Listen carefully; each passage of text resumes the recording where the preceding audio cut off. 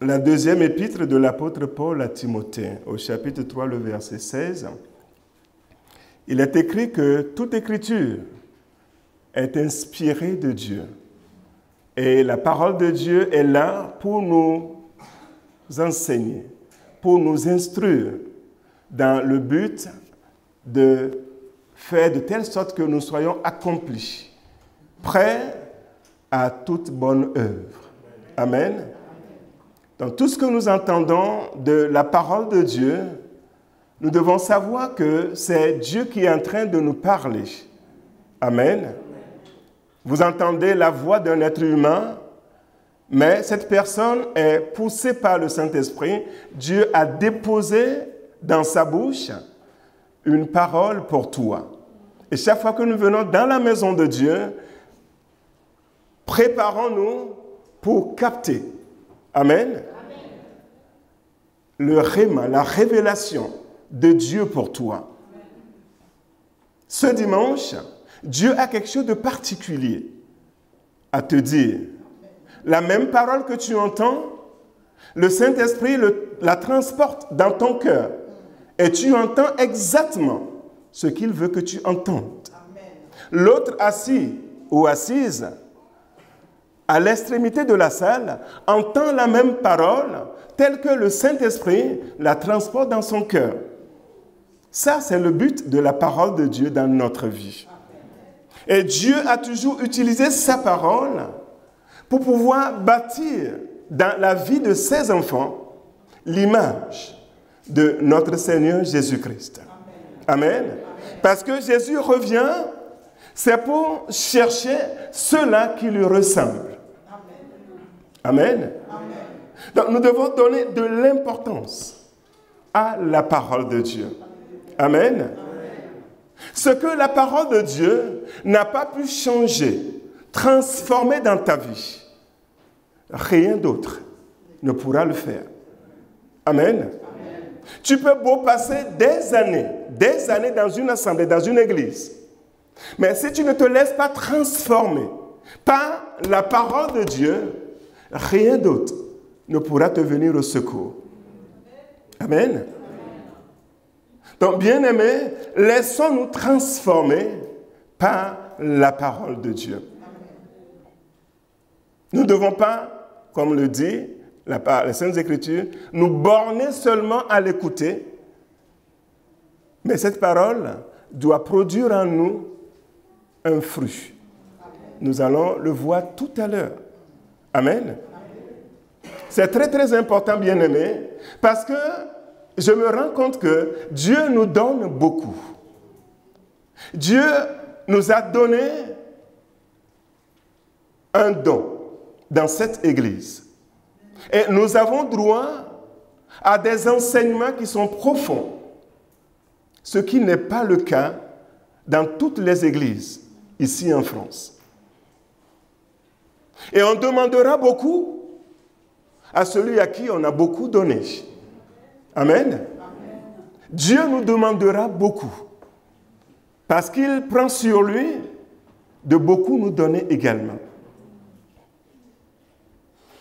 Donc quand je me lève de chez moi le matin, je prie et je viens m'asseoir à l'église, je dois m'attendre à la révélation de Dieu à travers sa parole pour ma personne.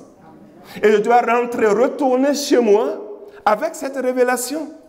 Et une fois que j'arrive à la maison, je dois m'asseoir. Je sais que vous le faites. Après des cultes, nous nous asseyons avec nos familles, avec nos enfants, et nous révisons ce que nous avons entendu. Chacun dit ce qu'il a gardé de la parole qu'il ou elle a entendue. Donc, nous allons faire comme c'est écrit dans les Écritures. Une fois qu'on arrive chez nous, nous devons nous asseoir et regarder ce que nous avons reçu. Qu'est-ce que le Seigneur m'a dit aujourd'hui? Qu'est-ce que je dois changer dans ma vie? Quelle bénédiction Dieu m'a donnée aujourd'hui? Et je dois tout faire pour garder la parole de Dieu au plus profond de mon cœur. Et surtout permettre à ce que cette parole puisse transformer quelque chose dans ma vie. Amen.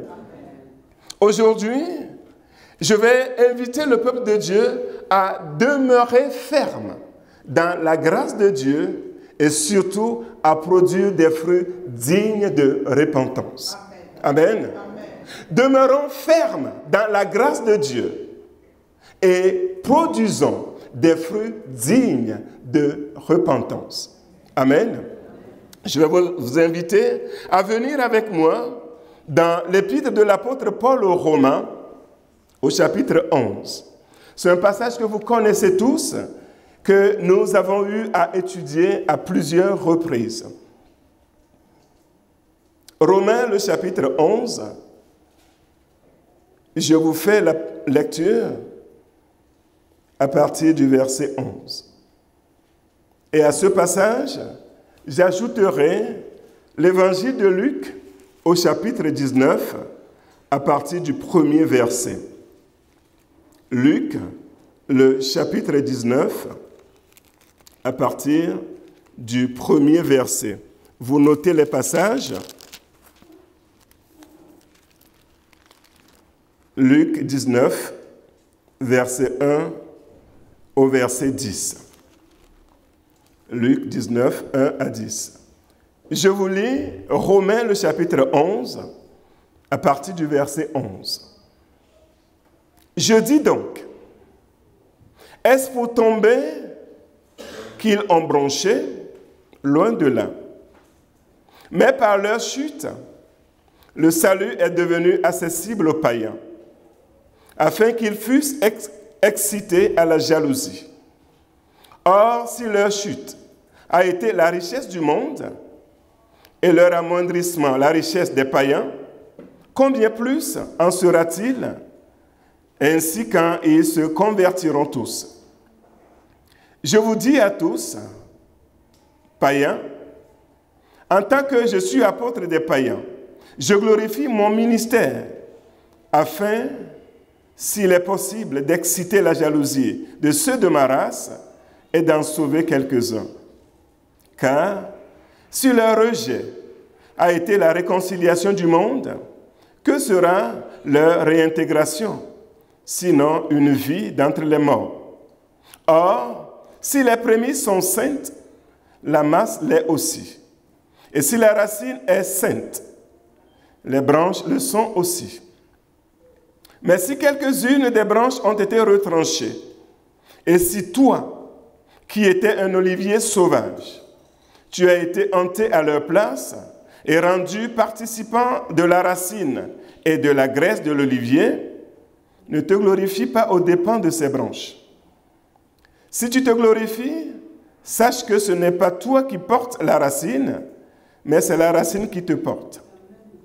Tu diras donc, les branches ont été retranchées, afin que moi je fusse hanté. Cela est vrai. Ils ont été retranchés pour cause d'incrédulité. Et toi, tu subsistes par la foi. Ne t'abandonne pas à l'orgueil, mais crains. Car si Dieu n'a pas épargné les branches naturelles, il ne t'épargnera pas non plus. Considère donc la bonté et la sévérité de Dieu. Sévérité envers ceux qui sont tombés et bonté de Dieu envers toi si tu demeures ferme. Si tu demeures ferme dans cette bonté, autrement, tu seras aussi retranché. Eux de même, s'ils ne persistent pas dans leur incrédulité, ils seront hantés, car Dieu est puissant pour les hanter de nouveau. Si toi, tu as été coupé de l'olivier naturellement sauvage et hanté contrairement à ta nature sur l'olivier franc, à plus forte raison, eux seront-ils hantés selon leur nature sur leur propre olivier. Amen. Amen. Je me suis arrêté au verset 24. Jésus étant entré dans Jéricho, traversait la ville. Et voici un homme riche, appelé Zachée, chef des publicains, cherchait à voir qui était Jésus, mais il ne pouvait y parvenir à cause de la foule, car il était de petite taille. Il courut en avant et monta sur un sycomore pour le voir, parce qu'il devait passer par là. Lorsque Jésus fut arrivé à cet endroit, il leva les yeux et lui dit, « Zachée, hâte-toi de descendre, car il faut que je demeure aujourd'hui dans ta maison. » Zachée se hâta de descendre et le reçut avec joie. Voyant cela, tous murmurèrent et disaient, « Il est allé loger chez un homme pécheur. » Mais Zachée, se tenant devant le Seigneur, lui dit, « Voici, Seigneur, je donne aux pauvres la moitié de mes biens.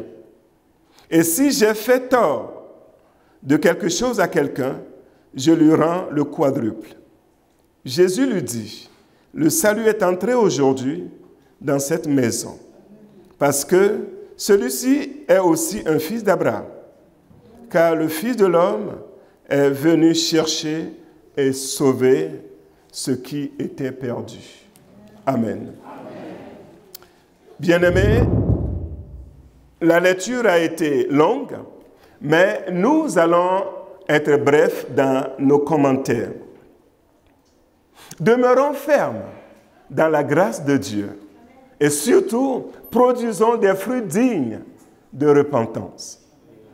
Dans les Saintes Écritures, nous avons remarqué à un moment donné que quand Jean-Baptiste était en train d'annoncer la venue de notre Seigneur Jésus-Christ, à un moment donné, il y avait un groupe de pharisiens, un groupe de sadducéens qui sont venus à lui parce qu'ils ont été convaincus par l'Évangile.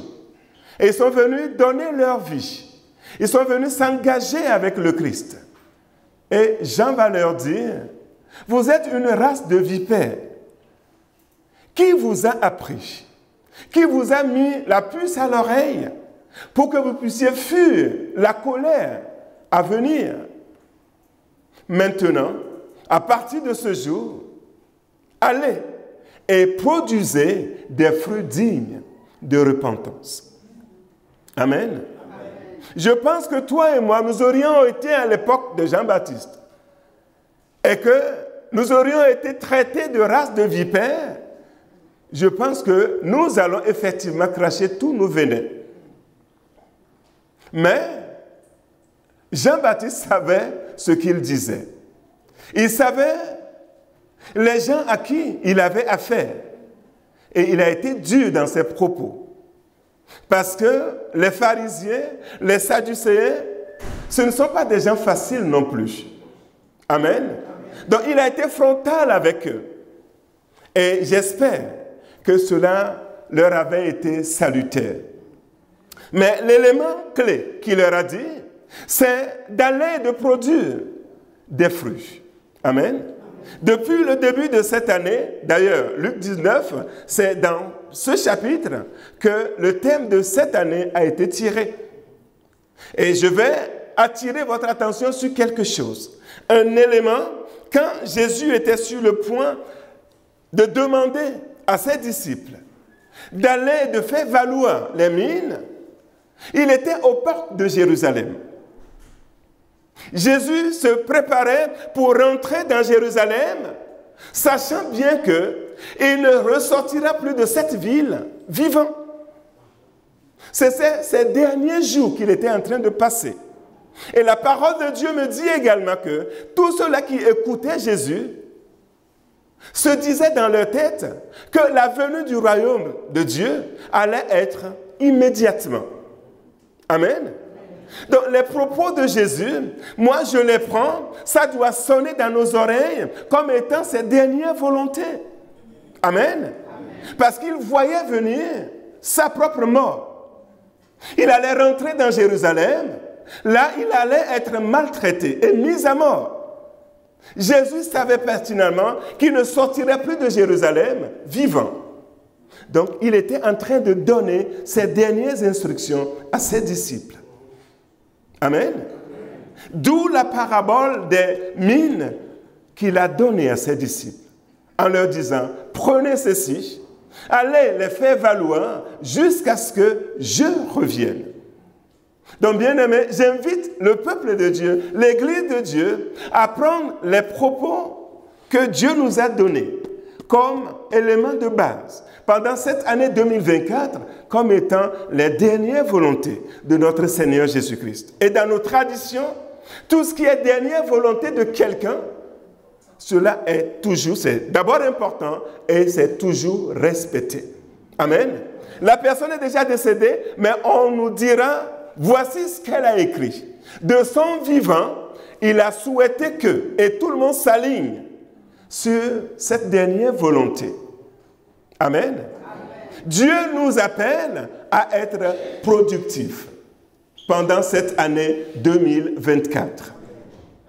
Mais à travers les deux passages que je venais de vous lire, nous allons voir la différence entre les fruits que Dieu nous demande de produire. Par le passé, il y a un passé très présent, nous avons vu que Jésus est allé chercher du fruit sur un figuier et il n'a rien trouvé. Ce figuier était stérile. Mais quand nous revenons dans les propos du prophète Ésaïe au chapitre 5, Dieu va encore visiter un champ. Dieu va visiter une vigne. Et là, il va se rendre compte que la vigne a bel et bien produit des fruits. Le figuier était stérile, mais la vigne que Dieu va visiter dans Ésaïe le chapitre 5, c'est une vigne qui a produit des fruits. Mais on va nous dire que je m'attendais à ce que cette vigne produise de bons fruits, mais elle en a produit des mauvais. Avec tout le soin que j'ai donné à mon champ, à cette vigne, je suis allé chercher les meilleurs plants et je suis venu les planter dans ma vigne, espérant avoir à un moment donné de bons raisins. Mais qu'est-ce que cette vigne a produit? Des ronces, des épines. Et le propriétaire de la vigne était très en colère. Et il a jugé sa vigne et il a enlevé toute protection à la vigne. Le propriétaire, dans sa colère, a refusé tout soin à cette vigne. Il allait jusqu'à interdire les écluses des cieux de faire tomber la pluie sur sa vigne. Parce que le fruit qu'il espérait, ce n'est pas ce fruit qui a été produit. Revenons à Zachée. Zachée était le chef des collecteurs d'impôts. Zachée était détesté par toute la population parce que Zachée était un frauduleux. Zachée était un homme méchant qui rackettait la population. Zachée prenait de l'argent qui ne lui appartenait pas. Zachée mettait des collecteurs un peu partout, comme ça se passe aujourd'hui dans nos pays. Quand tu es douanier, tu t'entends bien avec ton chef. Et le chef te met à un poste où il y a beaucoup d'argent qui circule. Et tout ce que tu collectes là-bas, tu partageras après avec ce chef. Zachée faisait exactement la même chose. Il dépouillait la population à son propre profit. Il était décrié par toute la population et son statut de pécheur était connu de tous. Mais un jour, la parole de Dieu nous dit que Jésus était entré dans Jéricho, dans la ville de Zachée. Jésus était sur le point de traverser cette ville et au même moment, Zachée a eu écho de la venue de Jésus à Jéricho. Dans son cœur, il a entendu forcément une voix. Zachée voulait à coup sûr rencontrer ce Jésus, voir qui était ce Jésus. Malheureusement, sa petite taille ne militait pas en sa faveur. Donc, monsieur était obligé de monter sur un arbre pour prendre un peu de la hauteur pour pouvoir voir qui était Jésus. À sa grande surprise, lorsque Jésus, poussé par la foule, voulait passer sous cet arbre, Jésus s'est subitement arrêté. La parole de Dieu me dit qu'il a levé les yeux et il a appelé Zachée par son prénom. Alléluia. Il l'a appelé par son nom en disant, Zachée, dépêche-toi, hâte-toi de descendre parce qu'aujourd'hui, je dois loger chez toi. Amen. Le Seigneur est en train de parler à un cœur en ce moment. Amen. Le Seigneur est en train de frapper à la porte d'un cœur en ce moment. Amen. Zachée, hâte-toi de descendre. Et toute la population, la foule était étonnée. Si ce Jésus était réellement Dieu, il allait connaître qui était ce Zachée. Pourquoi lui? Alléluia. Amen. La parole de Dieu me dit que Dieu ne fait acception de personne. Il fait grâce à qui il veut. Et Zachée a failli même tomber de l'arbre. Parce qu'il ne s'y attendait pas. Au-dedans de sa personne, je dirais même qu'il était en train de grelotter. Et il est descendu rapidement. Et Jésus l'a suivi jusqu'à chez lui à la maison. Zachée le ténèbre vient d'accueillir Jésus qui est la lumière du monde dans sa maison. Car la parole de Dieu me dit que l'agneau de Dieu, le Fils de Dieu, est venu chercher et sauver ce qui était perdu. Et Zachée faisait partie des perdus, comme toi et moi à une époque de notre vie. Jésus est entré dans sa maison. Le ténèbre face à la lumière, Jésus n'a même pas encore ouvert la bouche. Quand Zachée a commencé par se confesser tout seul. Alléluia. Il dit, si j'ai racketté quelqu'un, si j'ai pris de l'argent indignement à quelqu'un, je lui rends au quadruple.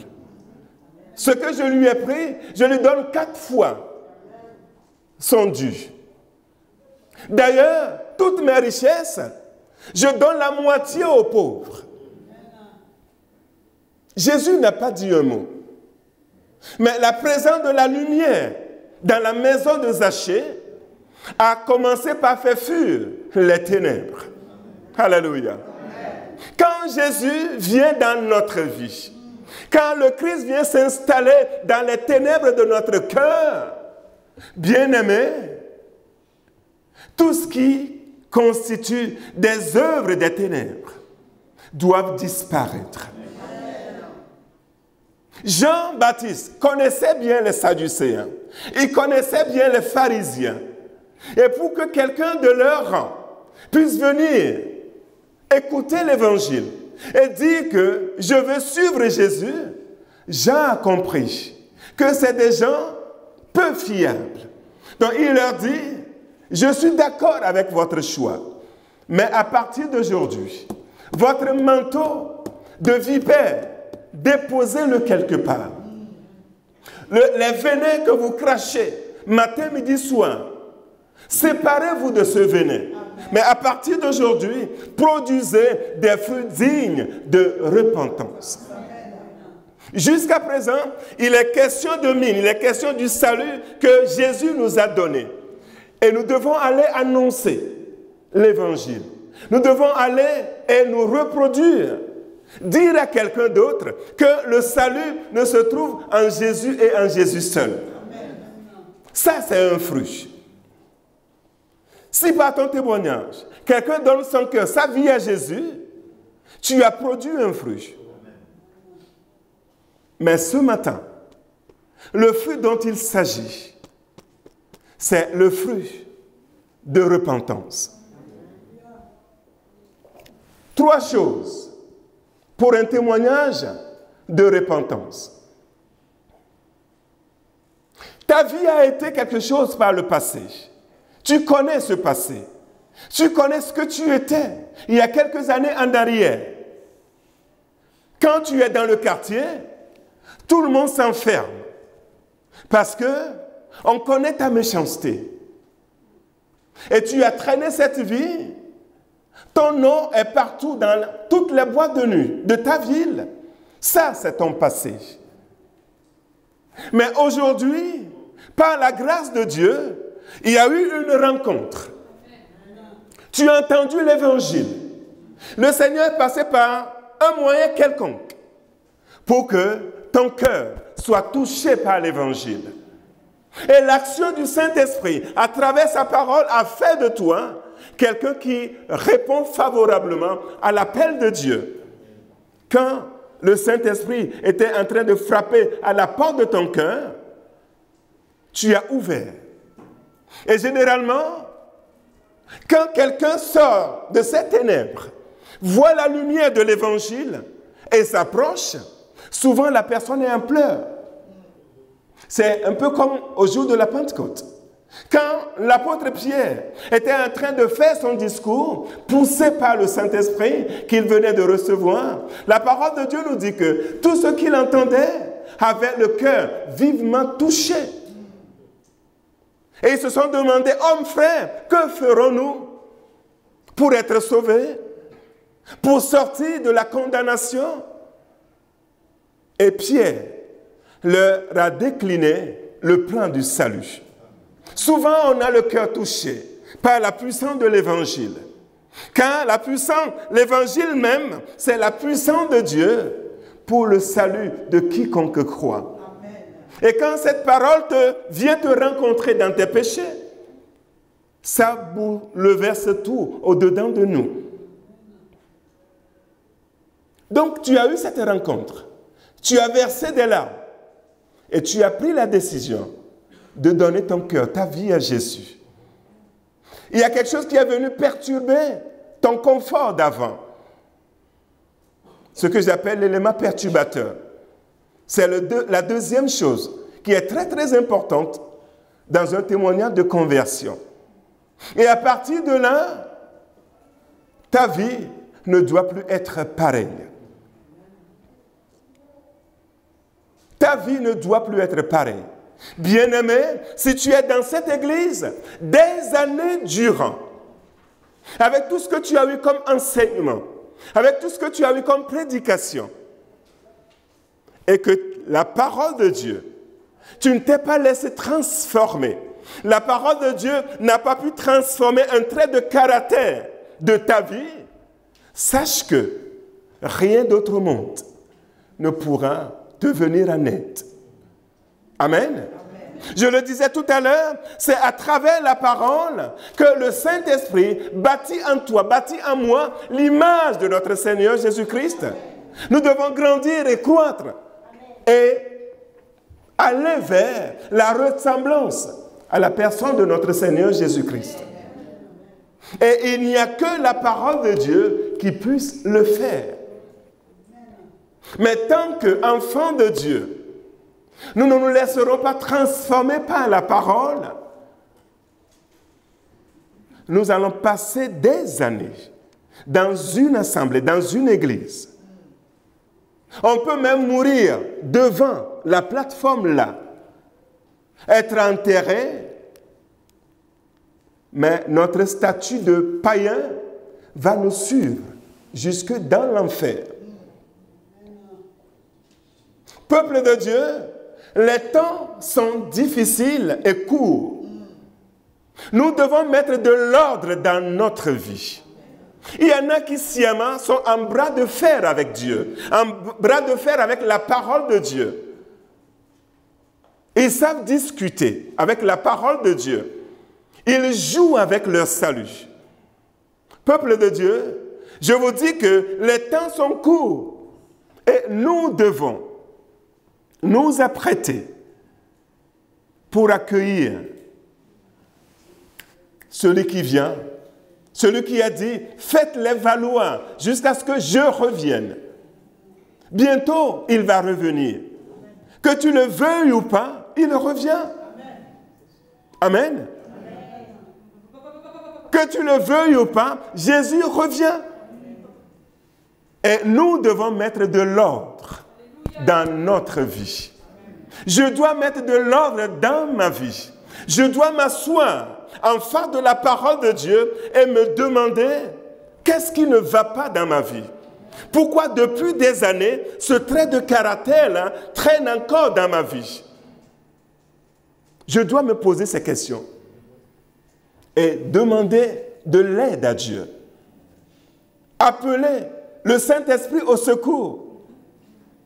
Mais si nous ne reconnaissons pas l'état de notre cœur, nous n'allons jamais demander de l'aide, jamais. On se suffit à nous-mêmes, on connaît tout, alors que quand nous nous levons, ce qui sort de notre bouche, les actes que nous posons disent pertinemment que nous sommes très très loin du salut.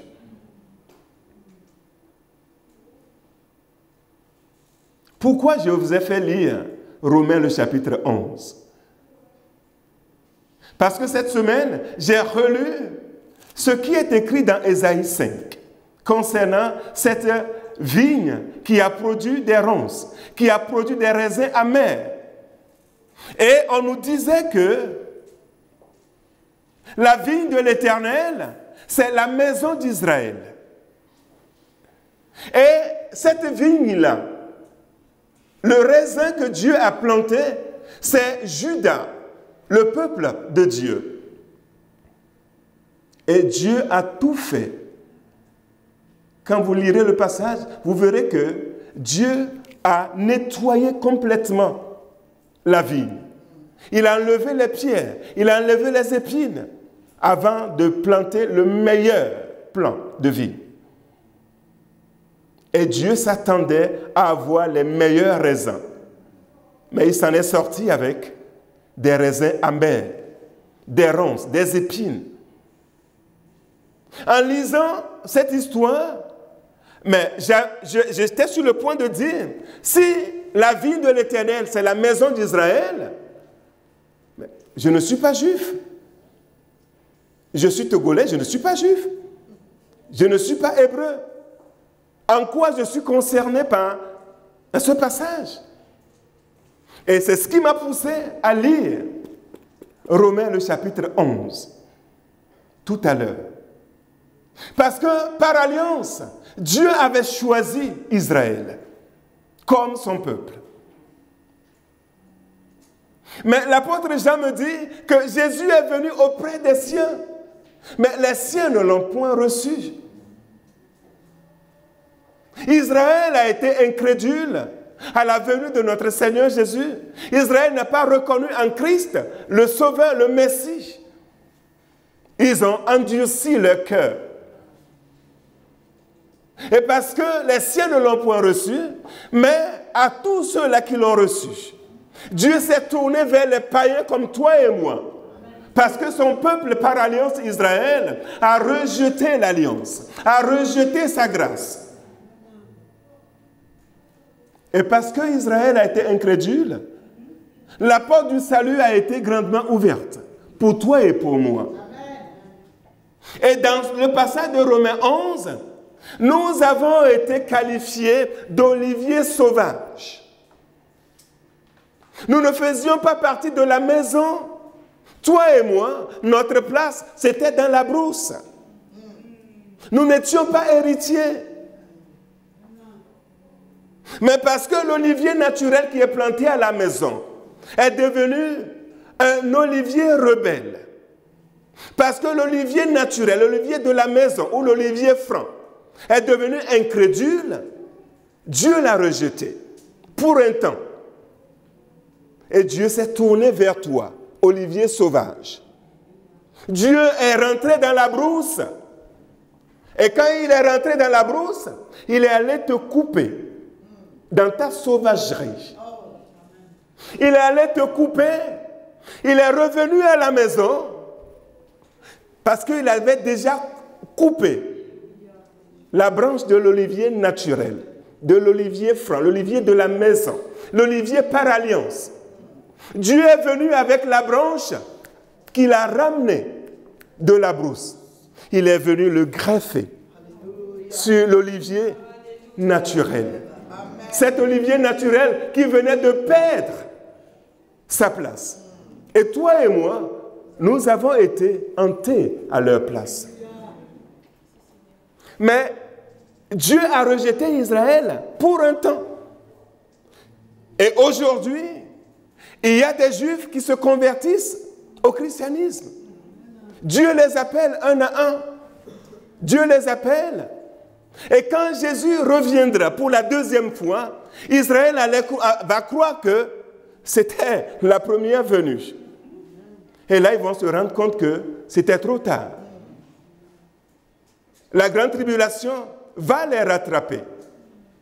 Et il y en a qui vont regretter amèrement leur choix de repousser Jésus. Et ils vont revenir au salut. Bien-aimés, c'est par grâce que nous sommes sauvés. Tu es assis ici, tu es assis ici par pure grâce. Nous ne méritons absolument rien. Jean-Baptiste a dit, à partir de maintenant, allez et produisez des fruits dignes de repentance. Dieu s'attend à ce que notre vie soit transformée, métamorphosée. C'est un fruit que nous devons porter. Par le passé, quand nous étions dans les ténèbres, nous produisions des fruits de ténèbres. Nos fruits étaient amers. Nous produisions des ronces, des épines. Et notre vie, comme on dit dans ma langue, notre vie était bassa-bassa. Sans dessus-dessous. Tout est mélangé dans notre vie. Rien de bon. Et nous avancions dans les ténèbres. Mais Jésus est venu. La grâce est venue. Et la grâce a fait de nous des enfants pardonnés. Des hommes pardonnés. Notre place est maintenant à la maison, à la place de l'olivier franc, de l'olivier naturel, rebelle. Mais la lecture nous disait quoi tout à l'heure? Nous devons demeurer dans cette grâce. Nous devons produire des fruits dignes de cette grâce. Mais quand le propriétaire revient, le propriétaire de la vigne revient, il va ausculter l'olivier. Mais quand il va se rendre compte que cet olivier à qui il a fait grâce, qu'il allait chercher dans la brousse, qu'il a ramené à la maison, qu'il a greffé sur l'olivier franc, produit encore des épines, rempli encore de colère, rempli encore de mensonges, rempli encore de fraude, de méchanceté, que des grossièretés qui sortent de sa bouche. Ça va être facile pour Dieu, parce que nous ne sommes pas à notre place. Ça va être très facile pour Dieu de nous balayer, de nous enlever, d'aller chercher les branches naturelles qui étaient coupées autrefois et qui ont regretté, qui ont finalement accepté la grâce de Dieu. Dieu va rapidement les ramener. Parce que leur nature est là. Le tronc naturel est là. Et ce tronc naturel n'attend que des branches naturelles. Donc toi, branche sauvage, si nous ne faisons pas attention, si nous ne produisons pas des fruits dignes de repentance, facilement nous serons coupés. Et si eux se convertissent, ne persistent pas dans leur incrédulité, facilement, Dieu va les ramener à la maison. Amen. Et les remettre à leur place naturelle. Voilà pourquoi j'ai lu Romains le chapitre 11. Parce que la vie de l'Éternel, c'est la maison d'Israël. Aujourd'hui, toi et moi, nous sommes greffés à la place d'Israël. La maison d'Israël, c'est toi et moi aujourd'hui. Nous sommes dans une nouvelle alliance avec Jésus-Christ et nous sommes devenus le peuple de Dieu. Donc chaque fois qu'on parle d'Israël dans la parole de Dieu, aujourd'hui, l'Israël est spirituel, c'est toi. Est-ce que Dieu attend d'Israël? Dieu attend cette chose de toi. Alléluia. Bien-aimés, nous devons demeurer dans la grâce de Dieu et produire des fruits dignes de repentance. Le maître de la moisson ne va plus tarder, bien-aimés. Certes, nous devons sauver des vies pour Jésus, mais en même temps, notre vie doit être transformée. Sinon, le jour-là, nous allons beau vanter. J'ai fait ceci pour toi. J'ai chanté pour toi. J'ai sauvé des âmes pour toi. J'étais sous la pluie, dans la neige, sous le soleil, à cause de ton nom. Et il nous dira, éloignez-vous de moi. Je ne vous ai jamais connu. C'est sévère, hein? Je ne vous ai jamais connu. Je n'invente rien. C'est biblique ce que je suis en train de dire. Je ne vous ai jamais connu. Alors que toi, tu as passé des années au réveil pentecôtiste. Et Dieu te dit, je ne t'ai jamais connu. Bien-aimé, que le Seigneur nous fasse grâce. Amen. Produire des fruits. Nous multiplier, oui.